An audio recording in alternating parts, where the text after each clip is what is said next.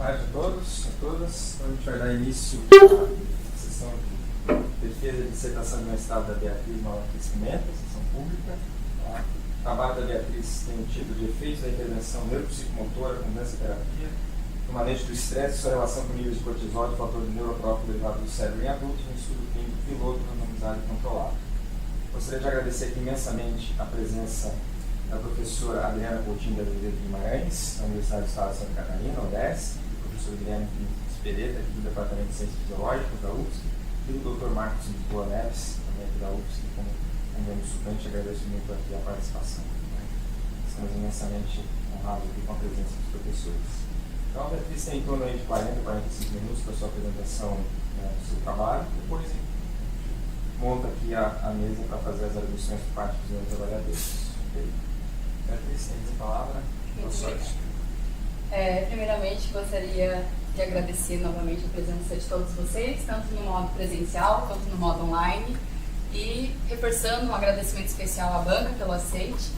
E é com muita honra, com muito orgulho e felicidade que eu apresento a partir de agora a minha defesa de dissertação de mestrado do programa de pós-graduação em Neurociências aqui da UFSC, com a pesquisa intitulada Efeitos da Intervenção Neuropsicomotora com a Dança-Terapia no Manejo do Estresse e a sua relação com os níveis de cortisol e do fator neurotrófico derivado do cérebro em adultos, um estudo clínico, piloto, randomizado e controlado, orientado pelo professor Eduardo Luiz e co-orientado pela professora Morgana Duarte. A apresentação ela está composta por 4 tópicos, sendo introdução, metodologia, resultados e discussão, e com a conclusão. O estresse ele é considerado um fenômeno psiconeuroimunológico complexo, porque afeta os indivíduos em vários âmbitos, seja no âmbito físico, mental, emocional e também social. E de acordo com a Organização Mundial da Saúde, o estresse vem sendo considerado como a epidemia do século XXI, por ser um fator de risco para distúrbios mentais, acometendo já mais de 90% da população mundial. E destaca-se, então, a fase adulta. É uma fase em que aumenta o período de responsabilidades familiares e também profissionais, resultando na manifestação potencialmente maior do estresse. Dentro da neurobiologia do estresse, são diversos e são múltiplos os mediadores biológicos que estão envolvidos nas respostas ao estresse. E, inicialmente, as respostas elas são interpretadas de forma inconsciente. Seja num evento isolado, seja numa situação de incerteza ou imprevisibilidade, ocorre então o processo de estresse agudo, inicialmente, e a busca de um novo equilíbrio, ou da homeostase metabólica. E Hanselli é o nosso precursor do modelo biológico do estresse. Ele foi um endocrinologista húngaro e ele conceitou o estresse como o estado que se manifesta por meio da adaptação geral. A adaptação geral, também conhecido como SAG, ela é o percurso de tempo delineado em resposta ao estresse, sendo separado em 3 períodos: a fase de alarme, a fase de adaptação e a fase de exaustão. Durante a fase de alarme, ela ocorre de 6 a 48 horas após um estímulo estressor, um estímulo nocivo, e é mediada principalmente pela ativação do sistema nervoso autônomo simpático. E é nessa fase inicial em que ocorre a liberação de hormônios catecolaminérgicos, como no caso da adrenalina e também da noradrenalina, reforçando ainda mais a ativação neural.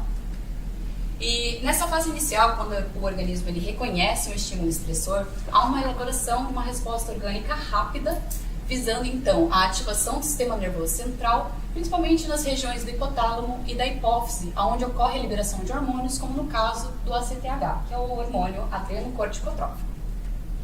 Já na fase de adaptação, que é essa segunda etapa, ela ocorre de 48 horas até 3 meses após um estímulo estressor nocivo repetitivo. E é nessa fase que o organismo, a fim de restabelecer a homeostase, ele mantém as respostas tanto fisiológicas quanto comportamentais. E é nesta fase em que o organismo ele é mediado principalmente pelo hormônio glicocorticoide cortisol. E o cortisol ele é fundamental por ser um hormônio sintetizado e liberado no córtex das nossas glândulas adrenais em resposta à ativação do eixo hipotálamo-hipófise adrenal, também conhecido como eixo hipotálamo-pituitária adrenal. Após a fase de adaptação, nós temos a fase de exaustão. E é essa fase que nos traz o foco principal deste trabalho, que é o foco no estresse crônico. Então, a partir de 3 meses, se o estresse nocivo ele é recorrente, o organismo ele entra num estado de incapacidade de retornar para a homeostase. E decorrente do estresse crônico, ocorre o comprometimento do sistema imunológico com a sua supressão e a inibição da neurogênese do hipocampo, ou seja, a redução na formação de novos neurônios na região encefálica associada com processamento e armazenamento de memórias.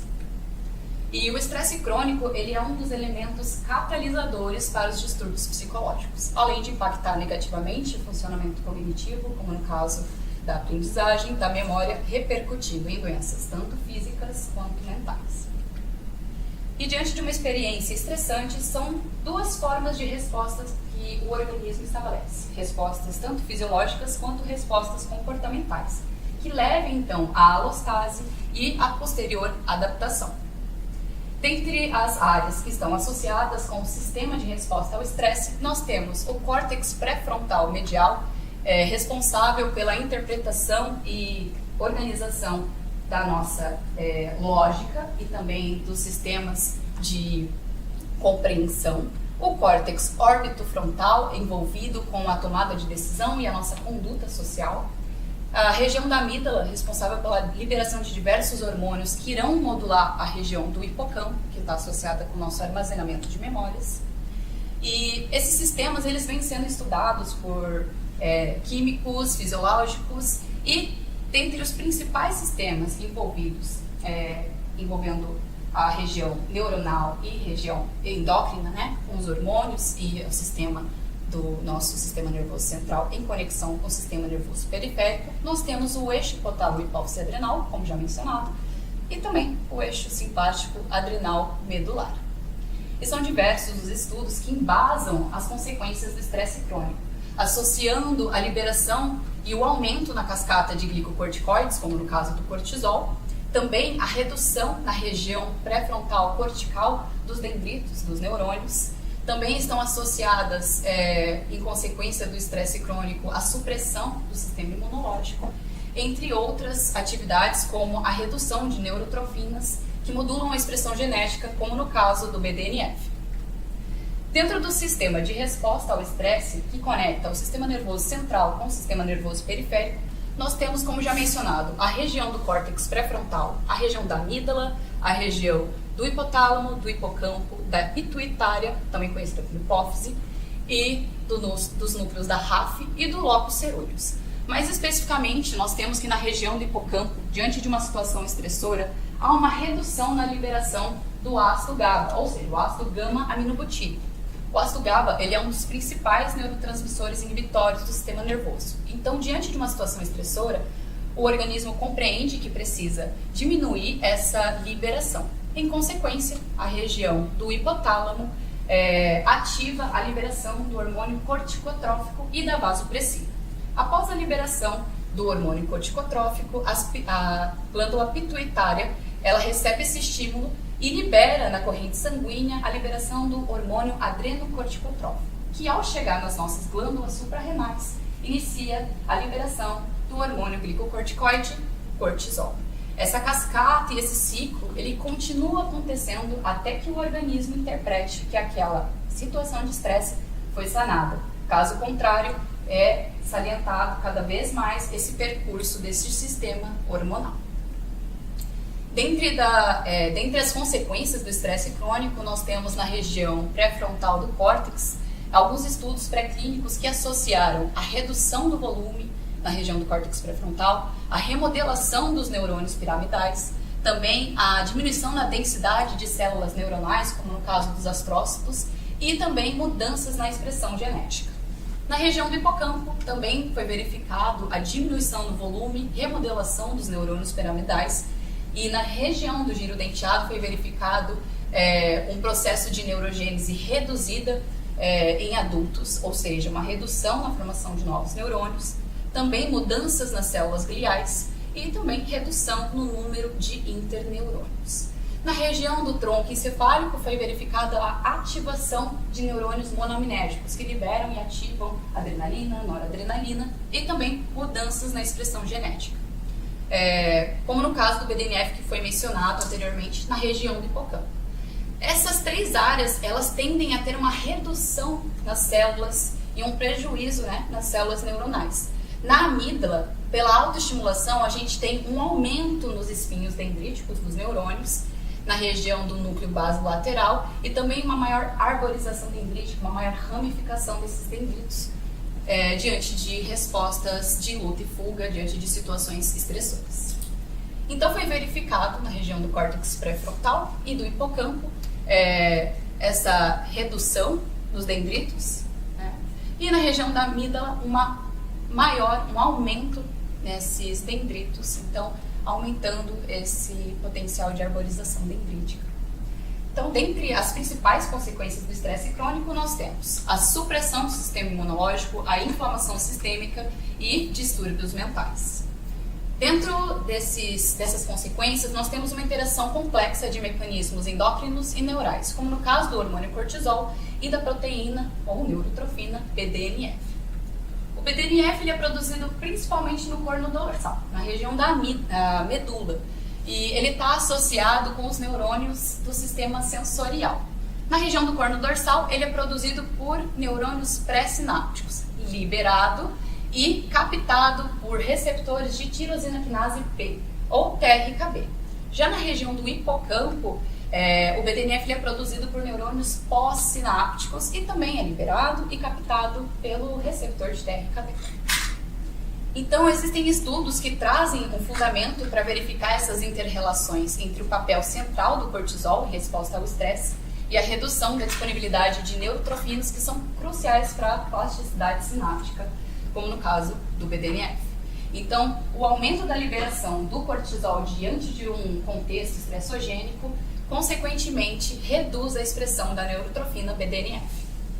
E o nível plasmático do BDNF ele também pode ser aceito como um marcador biológico do estresse, além do cortisol, visto que estudos sobre essa neurotrofina encontraram uma redução das concentrações basais, tanto em situações de estresse agudo, ou seja, um estresse pontual, quanto a longo prazo, no caso do estresse crônico.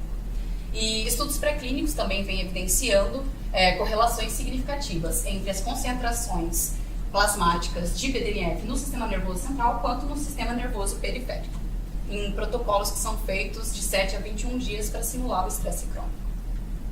Então, considerando que o mau funcionamento em sistemas que envolvem o BDNF supostamente decorrem e causam distúrbios no sistema nervoso, uma boa manutenção do BDNF ela pode ser alcançada pelo estresse metabólico, como já vem sendo evidenciada no exercício físico, independentemente da idade, do sexo ou também da condição neuropatológica. E é nesse contexto que a atividade física, aliada ao exercício físico, vem como uma ferramenta promissora para as intervenções não farmacológicas.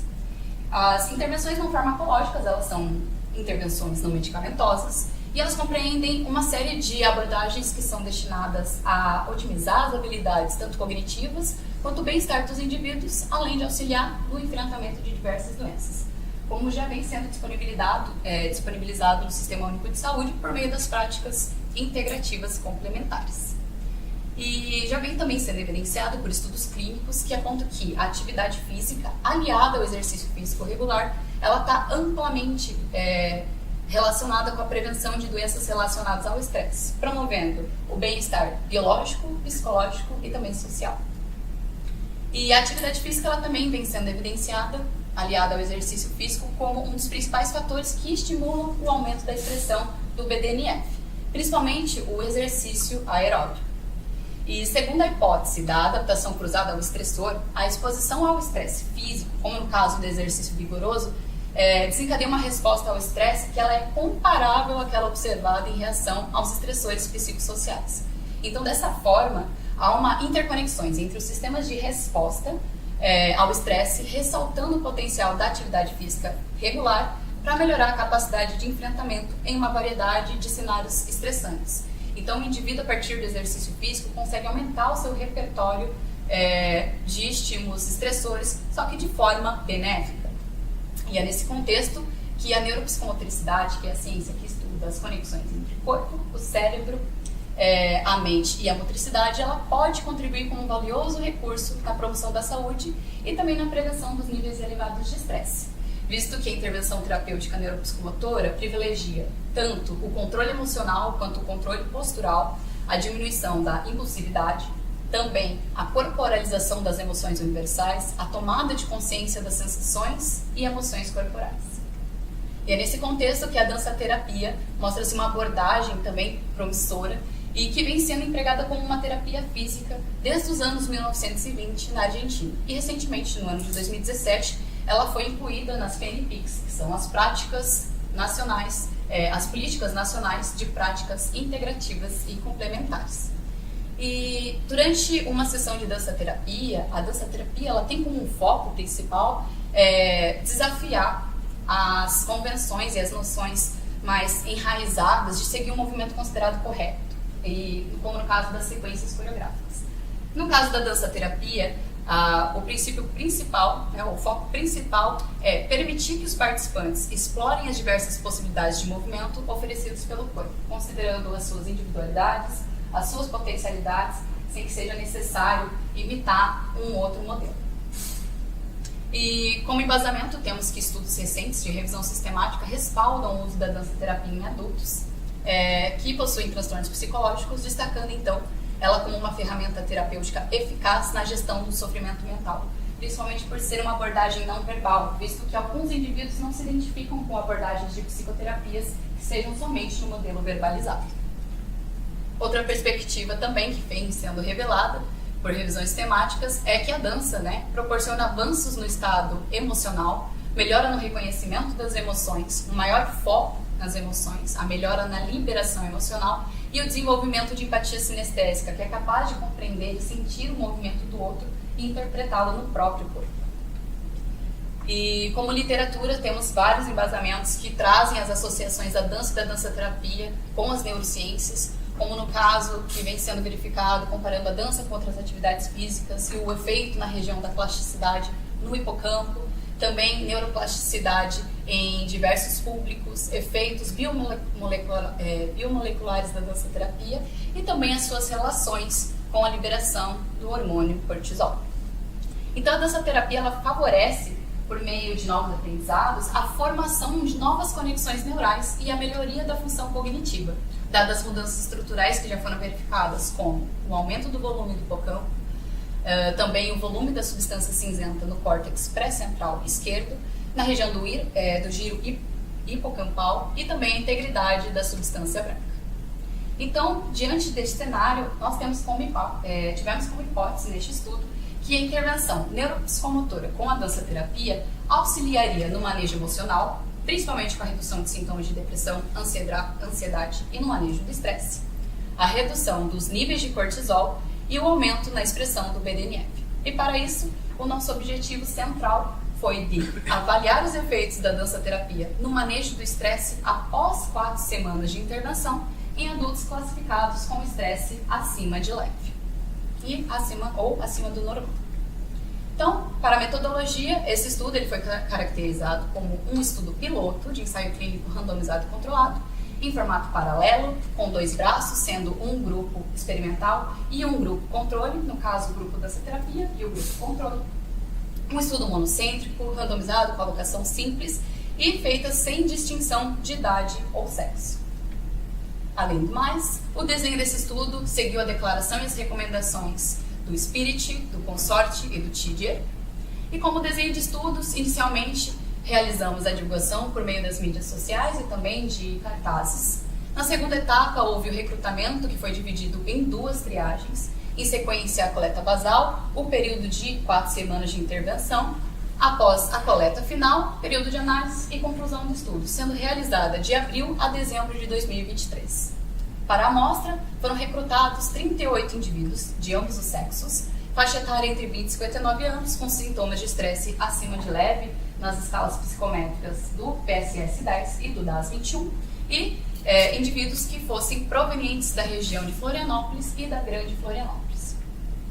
Em relação à localização, esse estudo ele foi realizado tanto no Centro de Ciências Biológicas da Universidade Federal aqui de Santa Catarina, quanto no Centro de Desenvolvimento Neuropsicomotor Ana Malheiros. Este estudo ele foi aprovado tanto no REBEC quanto no Comitê de Ética com Seres Humanos. E para o tamanho de amostra foi utilizado o programa online MGH, Biosteric Center. O cálculo ele foi realizado estimando uma diferença mínima detectável de 4,67 pontos na escala numérica de estresse percebido, assumindo um nível de significância de 0,05 e um poder de teste de 80%. Para critérios de inclusão, foram considerados pessoas adultas com faixa etária entre 20 e 59 anos, classificados nos níveis de estresse acima do normal, segundo as escalas psicométricas PSS-10 e DAS-21. Indivíduos de ambos os sexos e residentes na Grande Florianópolis. Para critérios de exclusão, foram considerados adultos que não estivessem dentro da faixa etária proposta, não fossem classificados nos níveis de estresse acima do normal, que não morassem na Grande Florianópolis, indivíduos fumantes, mulheres grávidas ou com suspeita de gravidez, indivíduos que fizessem a utilização de medicações farmacológicas que pudessem afetar os nossos desfechos, tanto psicométricos quanto bioquímicos. Pessoas que estivessem em tratamento impeditivo com um diagnóstico previamente definido, como no caso da ansiedade, depressão, doenças cardiovasculares, entre outras. E também indivíduos que participassem regularmente ou que já tivessem frequentado nos últimos 3 meses programas de dança-terapia. Participantes da pesquisa que não realizassem um total de 75% das intervenções e os indivíduos que não comparecessem nas 2 etapas de coletas, que foi feita inicialmente antes das 4 semanas de intervenção e após as 4 semanas de intervenção. Referente às coletas de dados, elas foram feitas entre 7 e 9h30 da manhã no Laboratório Clínico Cardiovascular da UFSC. Então, uma semana antes do início das intervenções, como já mencionado, e uma semana após as 4 semanas de intervenção, considerado T0 e T1. Foi aplicado, então, um procedimento operacional padrão, inicialmente com a coleta de saliva, posterior à coleta sanguínea, em seguida antropométrica e a avaliação psicométrica. Os instrumentos de avaliação utilizados foram o questionário sociodemográfico semi-estruturado, a escala de estresse percebido PSS-10, a escala de depressão, ansiedade e estresse DAS-21, a avaliação antropométrica, a dosagem de cortisol salivar e a dosagem de PDNF e colesterol plasmático. O questionário sociodemográfico semi-estruturado tinha prevalentemente informações relacionadas à idade, sexo, cor da pele, estado civil e nível de escolarização, visando a alcançar a caracterização da nossa amostra. A escala de estresse percebido foi utilizada para verificar os sintomas de estresse dos pacientes na semana anterior à aplicação dos testes. Ela é uma escala Likert de 5 pontos, variando de 0 na intensidade até 100. A DAS-21 também é um teste psicométrico com escala Likert, porém nesse caso de 4 pontos, variando de 0 a 3. E a diferença do PSS-10 com o DAS-21 é que o DAS-21, além de fornecer um score total de depressão, ansiedade e estresse, também fornece a interpretação de subescalas separadamente, para que a gente possa interpretar. E o DAS-21, ele é utilizado para que a gente interprete como o indivíduo esteve no último mês, a partir daquela aplicação do teste. E o DAS-21 ele é separado em 5 categorias, de normal a extremamente forte, enquanto o PSS-10 ele é interpretado como estresse acima da média ou abaixo da média. Outra avaliação realizada foi feita a avaliação antropométrica, visando encontrar resultados sobre o índice de massa corporal, a relação cintura-quadril e a relação cintura-estatura.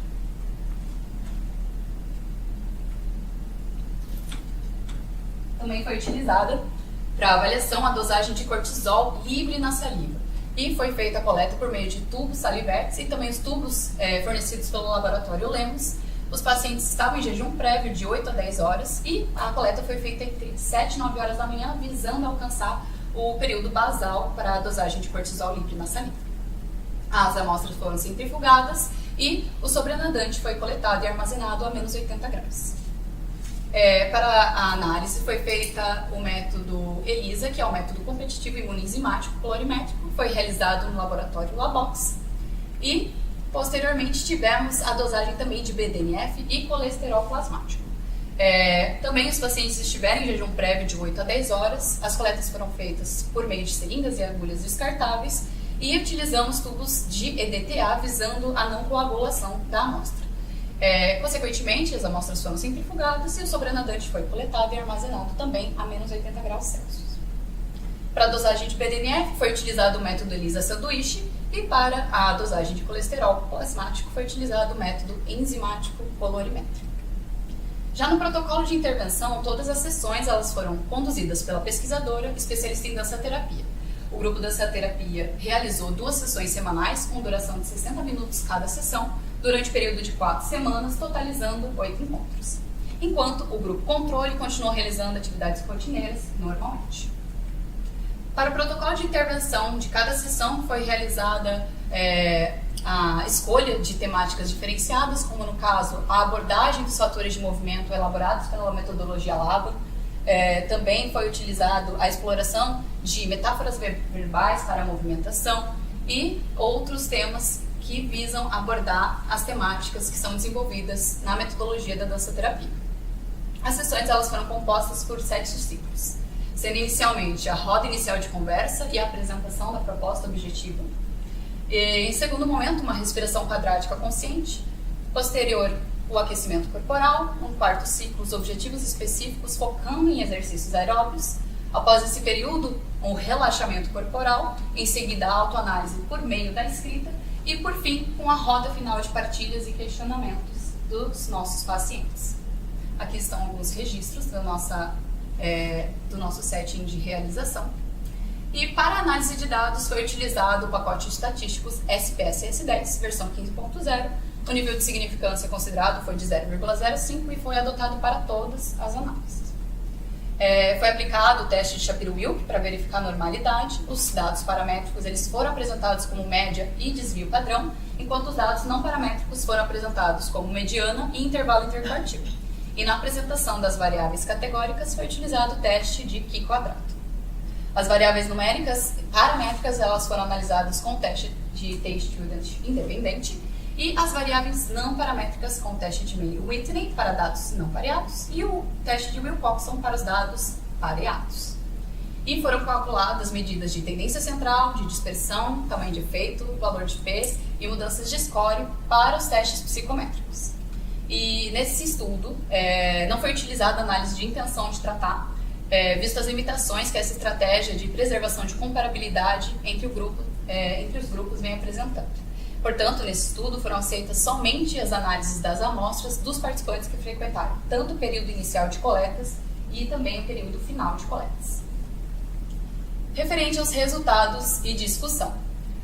O fluxograma consorte ele auxilia na interpretação das etapas do protocolo e inicialmente nós tivemos 267 pessoas que demonstraram interesse em participar do estudo.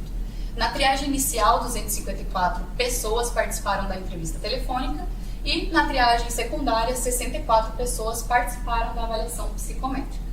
E para a inclusão do estudo após os critérios de inclusão, foram recrutados 38 indivíduos, que foram randomizados e alocados para o grupo dança-terapia e para o grupo controle, 19 indivíduos para cada grupo. Em sequência, foi feita a coleta basal. Após esse período, foi verificada uma perda amostral. Em sequência, tivemos o período de 4 semanas de intervenção, isso 4 semanas para o grupo controle com atividades rotineiras. Em seguida, a coleta final, resultando para análise 12 indivíduos para o grupo dança-terapia e 14 indivíduos para o grupo controle. Referente à adesão à intervenção e perdas de segmento, foi verificado que do total amostral, 12 indivíduos interromperam o estudo.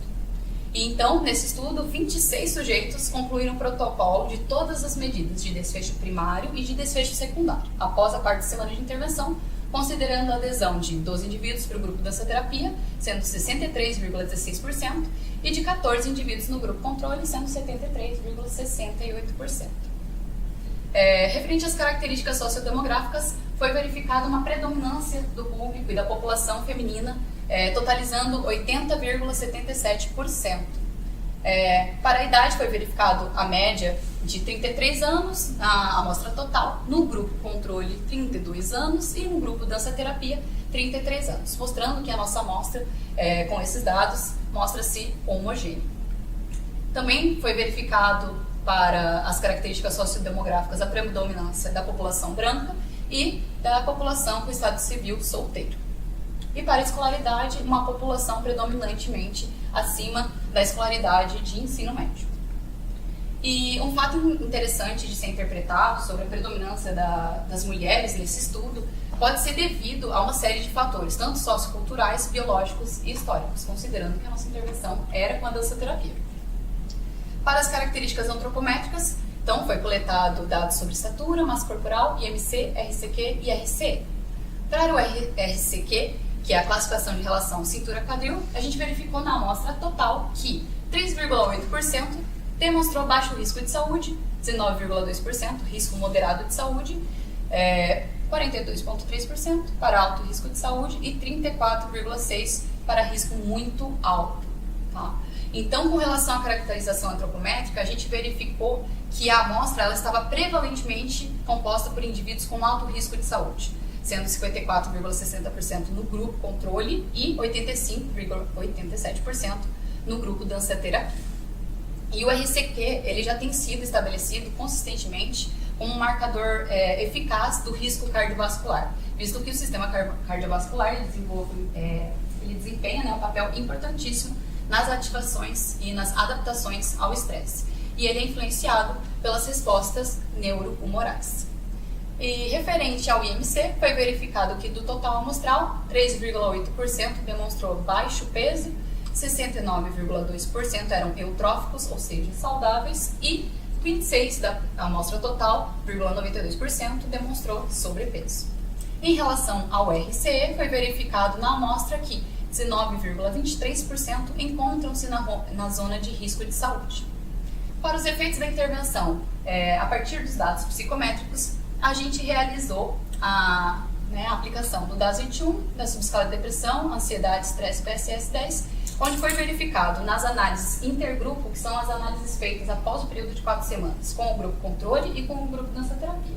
Então, na análise intergrupo, a gente verificou redução significativa para o grupo dança-terapia na análise do score total de DAS-21, na subescala de depressão, na subescala de estresse e também no PSS-10.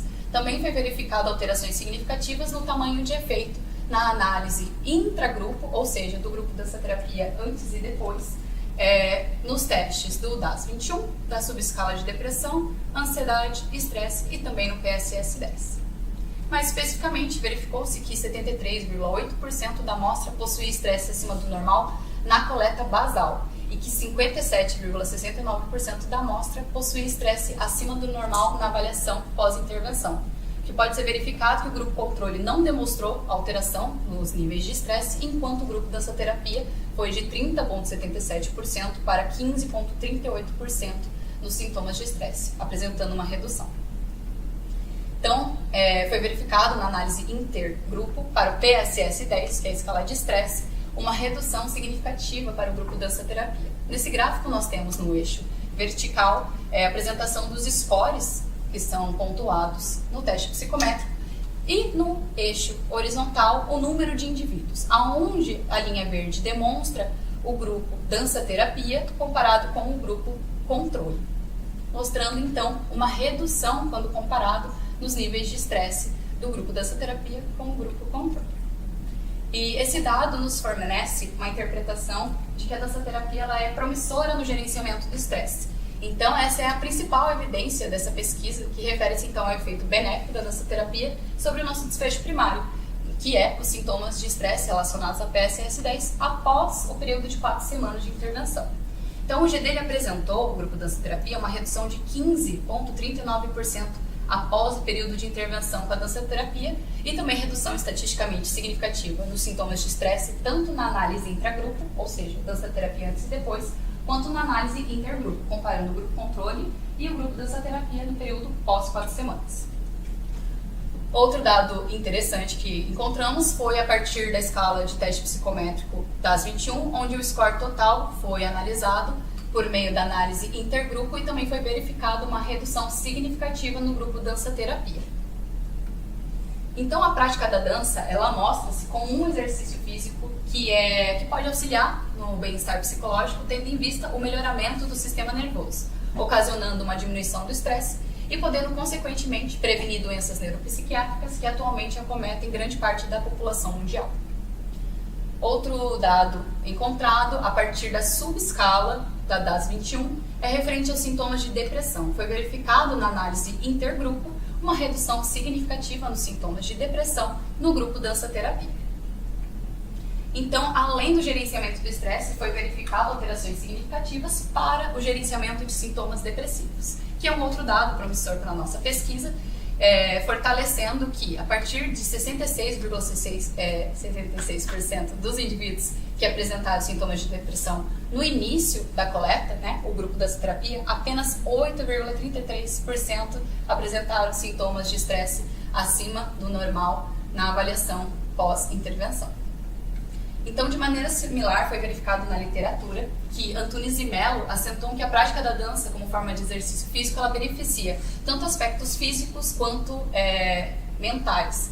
E isso tem sido associado às alterações do metabolismo cerebral, regulando então neurotransmissores, como no caso da serotonina, da dopamina, da beta-endorfina e também da acetilcolina. Outro dado que foi verificado é que na subescala de ansiedade não houve alterações na análise intergrupo quando feito a comparação entre o grupo controle e o grupo dança-terapia após as 4 semanas de intervenção.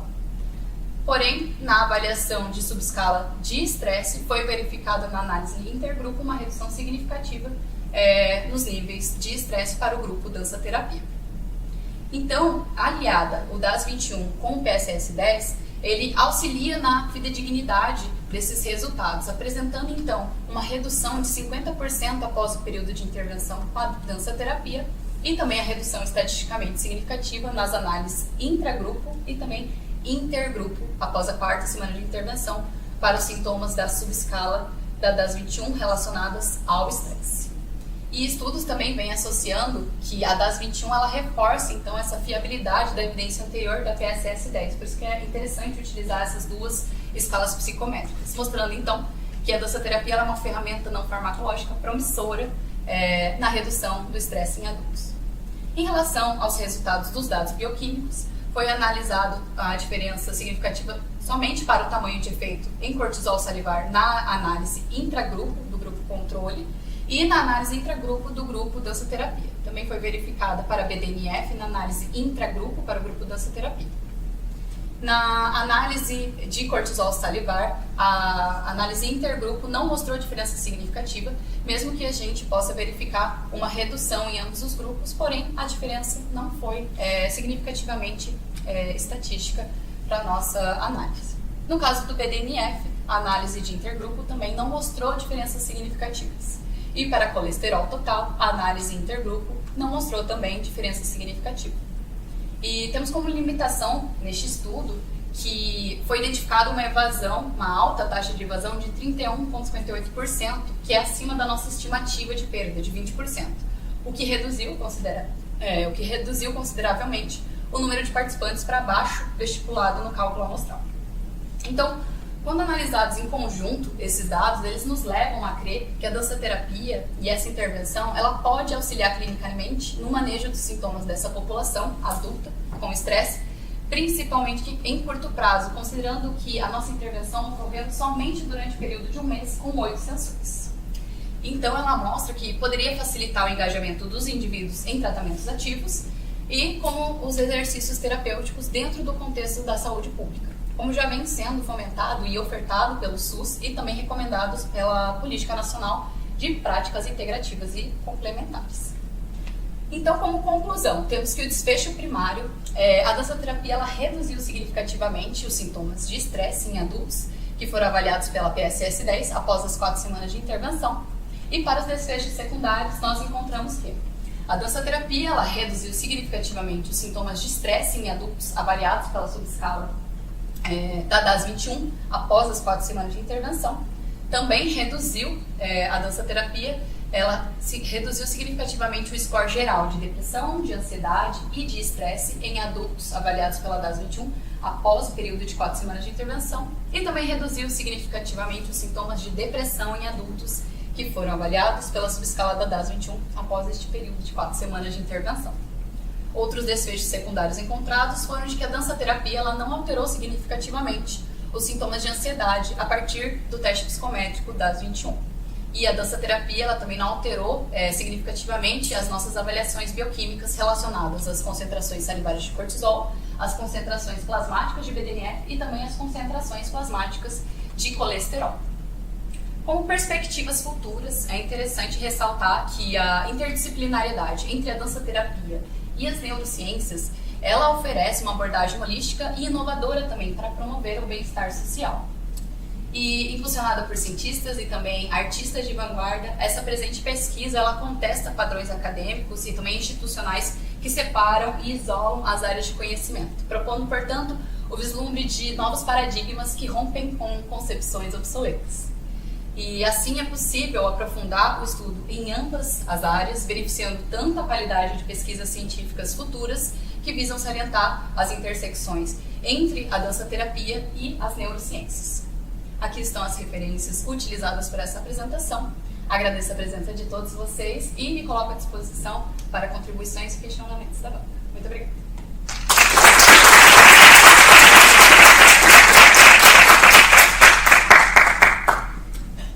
Obrigado, Beatriz, pela sua apresentação. A gente pode dar uns 5 minutinhos?